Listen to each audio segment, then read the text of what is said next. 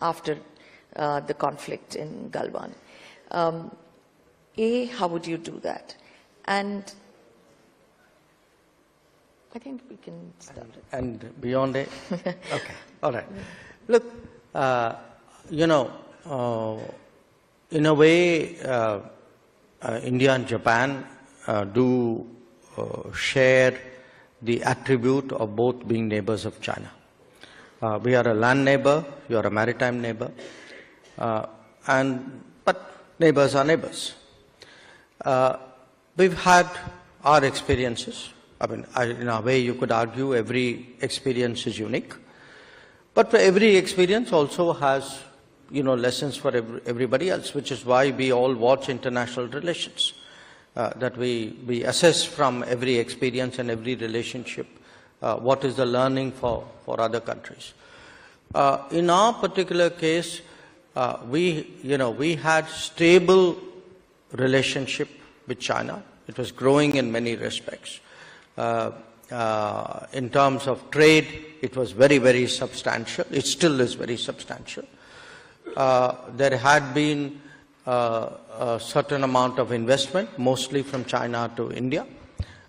There were some issues we have which you don't have, which is a very imbalanced trade. We've had a lot of market access issues in China. The Japanese companies don't face it to the same degree. And trade figures, the trade balances are very different for Japan.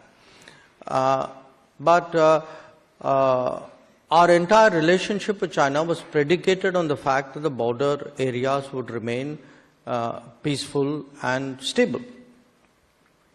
And then in 2020, and we had agreements to ensure that.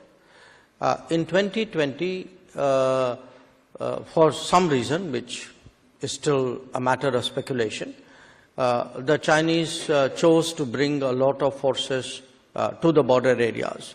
And obviously we responded with counter deployments. And then we had an incident in which a number of soldiers got killed. And obviously this impacted the relationship. So it has taken us 4.5 years to actually negotiate the disengagement of forces, which is really the fact that the militaries are too close at some places along the line of actual control. We have still challenges left with us. I mean, I made a statement in Parliament on this subject, and we still have to de-escalate, because what we have done is disengage forces from close proximity, but we have a de-escalation because there's still a very large number of forces. But there are, big issues and question marks which have raised, and it has impacted the entire relationship.